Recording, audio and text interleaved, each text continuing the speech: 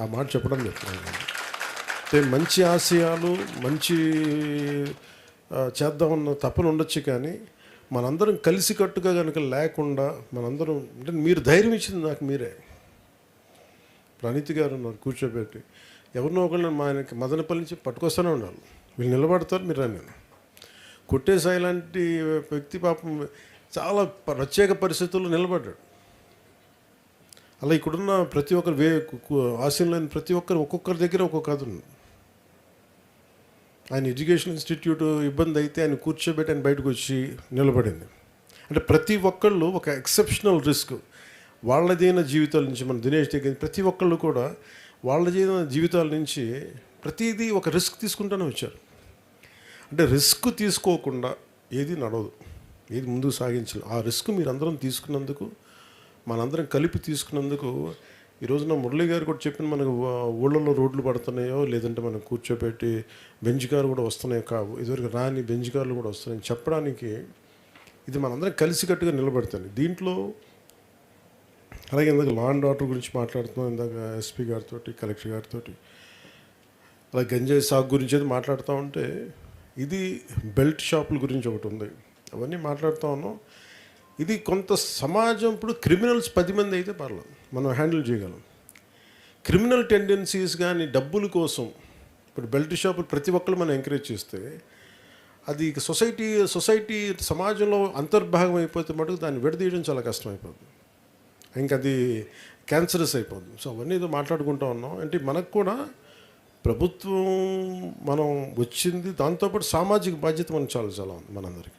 ఈరోజు మీ అందరినీ కూడా నేను కోరుకుంటుంది, పదవి అనేది నేను హరిప్రసాద్ గారు తెలుసు, 2008లో ఈయన మురళి గారు విద్యార్థి దశలో మన తిరుపతి యూనివర్సిటీ విద్యార్థిగా ఉన్నప్పుడు వీళ్ళిద్దరు కలిసి పిఆర్పి కోసం నిలబడిన వాళ్ళు ఇద్దరు రావాలని కోరుకుంది. అంటే ఇలాంటి ప్రతి ఒక్కళ్ళకి కూడా ఒక బ్యాక్గ్రౌండ్ ఉంటుంది మనకి. అంటే ఆ రోజు నుంచి ఒకటే ఏం కోరుకున్నాం అంటే ఒక మార్పు రావాలి. ఆ మార్పు ఎలాంటిదంటే మన సమాజంలో ఏముంటుందని, ఒక గొంతు లేని వాళ్ళకి మనం గొంతు అవ్వాలి, బలం లేని వాళ్ళకి మనం గలం అవ్వాలి. సో దాంట్లో భాగంగా మనం ఇక్కడ దాకా తీసుకొచ్చాం. ఇది హరిప్రసాద్ గారు నన్ను చాలాసార్లు చూస్తుంటారు. ఆ రోజున మీరు ఉన్నారు కదా నా పక్కన, ఆ రోజు ఆవిర్భావ సభ జరుగుతున్నప్పుడు, ఆవిర్భావ సభ కాదు దాన్ని 2008లో పార్టీని స్థాపించి ఇక్కడ తిరుపతి గ్రౌండ్స్లో పెట్టినప్పుడు, వావిలాల గ్రౌండ్స్ నేను ఎక్కడ లేను. అంటే నేను ఇది ఎందుకు చెప్తున్నాను, నేను ఎందుకు చెప్తున్నానంటే నేను గుర్తింపుకి పని నేను నోచుకోలేదు. ఎప్పుడు నేను జనం కోసం పనిచేయడానికి ఉన్నాను. నాకు పొజిషన్ వస్తా, గుర్తింపు వస్తా, నేను ఎప్పుడు నా ఆలోచన ఎప్పుడు ఉండదు.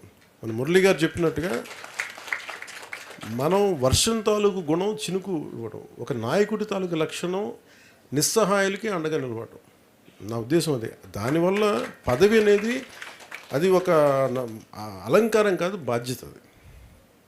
సో ఈరోజు మనకి ఒక పంచాయతీరాజ్ వచ్చింది, కూర్చొని నేను చేసింది చాలా క్లియర్ కట్గా చెప్పాను పేషీలో ఉన్న అధికారులందరికీ. అదృష్టవశాత్తు పేషీలో ఉన్న అధికారులు కూడా సమాజానికి ఏదైనా చేద్దామని తపన ఉన్నాను. అందరూ వాళ్ళు ఏదో చేద్దామని చెప్పి వాళ్ళు కూర్చోబెట్టి, సరే ఈ పనులు చేయొచ్చు, ఇట్లా చేయొచ్చు, ఇలా 10,000 మందికి మన ప్రమోషన్స్ రాకుండా ఉండిపోయినాయి. లేదంటే ఇలాంటి మినీ కలెక్టరేట్స్ ఉంటే ప్రజలు ఇందాక మురళి గారు చెప్పినట్టు 60,000 మంది, ఒక 70,000 మంది ఒక డిస్ట్రిక్ట్ కలెక్టరేట్కి ఎలా వెళ్తారు, దాన్ని ప్రతి డివిజన్లో ఉండాలి. అదే ఒక ఆర్టికల్కి చాలామంది 10 మంది వచ్చారు నా దగ్గరికి, ఎంపీడీఓలు వచ్చి మాకు మద్దతు తెలిపారని నేను చెప్తా ఉంటే, అలాంటిది నిజంగా జరిగినప్పుడు ఎంత ఆనందం ఉంటుందో మీరు ఊహించుకోగలరు. అంటే ఇవన్నీ ఎందుకు చేయగలుగుతున్నామంటే మనం బాధ్యతగా ఉంటే ఏదన్నా సరే మనం చేసిన దానికి ప్రతిఫలం ఉంటుంది. పదవే దాన్ని పరమావధిగా మనం భావిస్తే మటుకు ఇవన్నీ రావు. సో నేను మిమ్మల్ని కోరుకుంటుంది, recognition is only by hard work.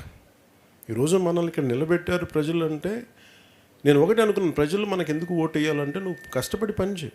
ఒక చిన్నపాటి ఉద్యోగం కావాలంటే మనకి ఇంత చదువుకోవాలి, ఇంత ఒక ఉత్తీర్ణత పరీక్ష ఉంటుంది. అలాగే ఇన్ని కోట్ల మందికి సంబంధించిన జీవితాన్ని ఒక రాజకీయ నాయకుడిగా ఇంతమంది ప్రజా సమూహం ఒప్పుకోవాలంటే నువ్వు క్షేత్రంలో పని చేయకుండా, నిలబడకుండా ప్రజలు ఎలా తీర్పిస్తారు, ప్రజలు నిన్ను ఎలాగ అందలం ఎక్కిస్తారు. అందలం ఎక్కడం మనకి బాధ్యత తప్ప అది మనకి అలంకారం కాదు. అందుకని మిమ్మల్ని కూడా నేను వేడుకుంటుందని చాలా పదే నేను ఏం చెప్తుంటే 15 సంవత్సరాలు ఉండాలి ఎందుకు కోరుకుంటానంటే కూటమి ప్రభుత్వాన్ని. ఈ రాష్ట్రానికి అంత స్టెబిలిటీ అవసరం, అంత సుస్థిరత అవసరం. జగన్మోహన్ గారు కూడా అది చెప్తా ఉన్నారు. ఇది మీరు జైలుకి వెళ్ళగానే నేను బెంగళూరు నుంచి మెసేజ్ ఇచ్చానని చెప్పడానికి ఏంటంటే, ఇది చాలా తప్పన పడుతున్నాం అందరం. రాష్ట్ర విభజన దగ్గరప్పటి నుంచి మీరే చూడండి, అడ్డగోలుగా శేషాచలం అడవుల్ని నరికేస్తుంటే ఇప్పటికీ మనకి దొరికిన సంపద చాలా 10% దొరికింది. అది వేల కోట్లు ఉంది. ఈ 20 సంవత్సరాలు 15 సంవత్సరాల్లో ఎన్ని వేల కోట్లు వెళ్ళిపోయిందో మనకు తెలియదు. అలా ఎక్కడికెక్కడ దీన్ని మనం కరెక్షన్ చేసుకోకుండా వెళ్ళిపోతే నెక్స్ట్ జనరేషన్కి మనం ఏమిస్తాం? సో మనందరి మీద సమిష్టి బాధ్యత. అది ముఖ్యం. మీరు నన్ను నమ్మి వచ్చారు మీరందరూ. అంటే ఈ వ్యక్తి ఒక భావాన్ని మోస్తున్నాడని.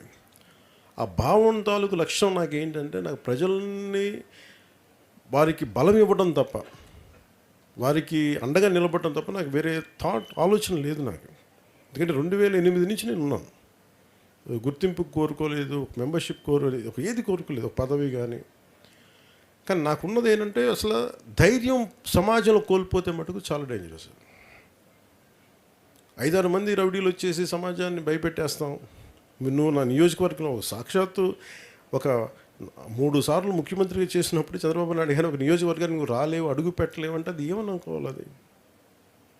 అది ఎందుకంటే అది ఒక చంద్రబాబు గారికి జరిగినట్టు కాదు. ప్రతి ఒక్కరు రేపు పొద్దున పంచాయతీలో ఉండి ఇంకో వ్యక్తికి జరగచ్చు. నువ్వు పోటీ చేయలేవు పంచాయతీలో కదా, అది జరుగుతుంది. పంచాయతీల్లో పోటీ చేయడానికి భయపడ్డారు పోయినసారి. అందుకని జనసేన తాలూకు ముఖ్య లక్షణం ఏంటంటే కోల్పోతున్న ధైర్యాన్ని నింపడం. దానికి మీరందరూ లేకపోతే మటుకు నేనొక్కని ఎంత ధైర్యవంతునైనా సరే, మీలో ఆ లక్షణం లేకపోతే మనం ఈ రోజున ఈ స్థితిలో ఉండేవాళ్ళం. అందుకని ముఖ్యంగా మీ అందరికీ పేరున ధన్యవాదాలు తెలుపుకోండి. మీ కరేజ్ అంటే ఒక్కడికి ఉంటే అది వాడి కోపం, ఒక 10,000 మందికి వస్తే అదొక సమూహం తాలూకు శక్తి. అది. సో అలాంటి సమూహాన్ని మనం ప్రతి ఊర్లో పెట్టుకుంటూ వెళ్తే ఈ రోజున కూటమి ప్రభుత్వం ఇంత బలంగా చేయగలుగుతుంది. మనం ఏ మంచి ఉద్దేశంతో పెట్టామో కానీ ఈ కూటమి కూడా కేంద్రానికి బలం అయిపోయింది. ఇంకెవ్వరి మీద ఆధారపడకుండా కూర్చోబెట్టి ఆంధ్రప్రదేశ్ నుంచి వచ్చే 21 మంది ఈ సభ్యులు ఎన్డీఏ ప్రభుత్వం, ప్రధానమంత్రి గారి నేతృత్వంలో నడుస్తున్న ఎన్డీఏ ప్రభుత్వానికి అది చాలా బలం అయిపోయింది. అంటే ఇది మనం చూడండి, ఎక్కడ చిన్నగా మొదలు పెడితే ఎక్కడ దాకా వచ్చిందో.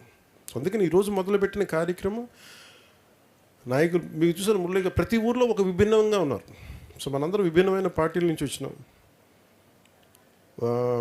కానీ మనందరి ఉద్దేశం కామన్ మినిమం ప్రోగ్రామ్ కింద రాష్ట్రం బాగుండాలి, రాష్ట్రంలో అరాచకాలు ఉండకూడదు. ఇది మన అందరి ఉద్దేశం. సో దీంట్లో ఒక్కోసారి మన మధ్య మాట ఇచ్చి ఒక పార్టీలో ఉన్న నాయకులకే మనకి పడదు. ఒక్కోసారి నన్ను కూడా తిడుతూ ఉంటారు ఒక్కోసారి. అలాంటిది 3 పార్టీలు కలిసినాయి అంటే చిన్న ఉంటాయి కదా డిఫరెన్స్. దీని ఏంటంటే కూర్చోబెట్టి, ఇప్పుడు ఒక ఊర్లో మురళి గారు లాంటి వాళ్ళు ఉంటారు, కొంచెం సామరస్యపూర్వకంగా కూర్చోబెట్టి మాట్లాడాలి మనుషులతోటి. ఏ గొడవ అయినా సరే, చైనా ఇండియా మధ్య ఈ సరిహద్దు గొడవలని 18 సార్లు, అవసరమైతే 20 రౌండ్లు కూర్చుంటారు స్పీచ్. సో మనం అందరం కూడా మినీ యుద్ధాలే చేయాలి, తప్పదు కదా. యుద్ధాలు అంటే కొట్టుకోవడాలు తిట్టుకోవడాలు కాదు, కానీ మనకి మాట డిస్కషన్ పెట్టాలి, డిబేట్ పెట్టాలి, ఒకసారి మాట్లాడాలి, బలాబలాలు చూసుకోవాలి. దాని ప్రకారం స్థానికంగా మన ఇంతమందికి పదవులు ఇవ్వగలిగాం మనందరం. అది టీడీపీ కావచ్చు, మనకి కావచ్చు, మనందరం. అదే కనుక మనందరం లేకుండా ఉండంటే మీరు ఒకసారి ఊహించుకోండి, ఇంకొకరు ఎవరైనా వచ్చినట్టు ఏం జరిగి ఉండేది, అసలు ఉండేది కాదు కదా. సో అందుకని మీ అందరికి కూడా నేను మీకు అండగా ఉంటాను. అందుకని ప్రత్యేకించి ఏం చెప్పాను, ప్రతిసారి కలుస్తున్నప్పుడు మనం మాట్లాడుతున్నాం, ఆడవాడికి వెళ్ళిపోతున్నాం, కానీ ఈసారి కూర్చోబెట్టి ఒక్కొక్కరితో కూర్చొని మాట్లాడదాం. నాకు మనస్ఫూర్తిగా చెప్తాను, నాకు నేను కూడా ఇది జనసేన పార్టీ పరంగా చెప్తున్నాను సార్, ఇది జస్ట్ నాట్ ఫర్ కూటమి, పార్టీ పరంగా ఒక మాట మాట్లాడతాను. కొన్ని నియోజకవర్గాల్లో ఏముందంటే కూర్చోబెట్టి, అంటే నేను స్ట్రక్చర్ చేసినప్పుడు నాకున్న 2008 అనుభవం వల్ల జనసేన పార్టీకి సంబంధించి ప్రత్యేకంగా అందరూ విపరీతమైన పాలనా అనుభవం లేని వాళ్ళు, రాజకీయ అనుభవం లేని, కానీ సమాజం తాలూకు పనిచేయాలన్న ఒక పిచ్చి పట్టుదల ఉన్న వాళ్ళందరూ, వాళ్ళకి మామూలు ఏముంటుందని పట్టుదల కాదు. సో నేను వాళ్ళు ఎవరు ఏంటంటే ఒక నాయకుడి కింద పెడితే 5 మంది కొట్టేసుకుంటున్నారు. నువ్వు కాదు అని చెప్పి. సరే నేనేం చేశానంటే నిన్న లాస్ట్ ఫ్యూ మంత్స్గా నేను వర్క్ చేస్తా. నేను అప్పుడు యూత్ వింగ్లో ఒకటి చేశాను. నాకేం డైరెక్ట్ అందరూ నాతో కనెక్ట్ అయినవాడు. ఒక నాయకుడి దగ్గర ఉండి వాళ్ళు మనకు పార్టీ కనెక్ట్ అయితే వేరు, కానీ డైరెక్ట్ అందరూ నాతో కనెక్ట్ అయిపోవడం వల్ల నువ్వెంత పవన్ కళ్యాణ్ తెలుసు, మాకు అంత తెలుసు, నువ్వు కూర్చొని నీ మాట వినాల్సిన అవసరం, ఇంతే కదా సమస్య. అంతేనమ్మా, అంతే కదా, బాగా చెప్తారు కదా. సో నాకేం అర్థం, అందుకని కనీసం పార్టీ కోసం పనిచేసిన వాళ్ళని ఒక అంటే కమిటీగా పెడితే కమిటీ నిర్ణయం తీసుకుంటుంది. ఆ కమిటీని ఒక్కోసారి మనం ఒక వ్యక్తి ఒకసారి ఈ ఏమంటుందని ఈ ఎలక్షన్ కమిషన్ వీటి కోసం ఒకసారి ప్రత్యేకంగా మీరందరూ కూర్చొని ఒక వ్యక్తిని ముందు పెడితే, సో నాకేముందంటే పార్టీ పరంగా ముఖ్యంగా మనకి చిత్తూరులో కానీ ఇక్కడ కానీ మిగతా జిల్లాలు అన్నింటిలో కూడా నేను కమిటీనే ఫామ్ చేద్దాం అనుకున్నాను ప్రతి చోట్ల. ఎందుకని కమిటీ ఫామ్ చేస్తే కమిటీ తీసుకుంటుంది. ఒక్కోసారి కొన్ని బాధ్యతలు అందరి దగ్గర అనుభవం లేదు. ఇక్కడ ఇప్పుడు అనిత గారి దగ్గర ఒక అనుభవం ఉంటుంది, దినేష్ గారి దగ్గర ఒక అనుభవం ఉంటుంది, కానీ వీళ్ళిద్దరిని కూర్చోబెడితే తర్వాత కలిపి కూర్చోబెడితే తప్ప కంప్లీట్నెస్ రాదు. ఇది భవిష్యత్తులో మనం ఇలా చేసిన తర్వాత ఒక ప్రతి 2 yearsకి ఒకసారి ఎవాల్యుయేట్ చేసి ఎంత ఎవాల్వ్ అయ్యారు దాన్ని బట్టి మళ్ళీ అగైన్ వీళ్ళు రీస్ట్రక్చర్. అందుకని నేను మీకు ఏం చెప్తున్నా అంటే, మీకు భవిష్యత్తులో నేనే కూర్చొని సెంట్రల్ ఆఫీస్లో నేనే మానిటర్ చేయిస్తాను మన కూర్చోబెట్టి. ఎందుకంటే నాకు మీరు చేయాల్సింది మనలో మనం గొడవ పడడానికి అయితే మనం రాలేదు అధికారంలో. మనం బలహీనపడకుండా కూటమి ప్రభుత్వానికి బలం అవ్వాలి. అందుకని దాన్ని దృష్టిలో పెట్టుకుని మనందరం ముందుకెళ్దాం తెలియజేసుకుంటూ ఇక్కడికి ఇచ్చేసిన మీ అందరికీ ప్రతి ఒక్కరికి పేరు ధన్యవాదాలు తెలుసుకొని జై హింద్.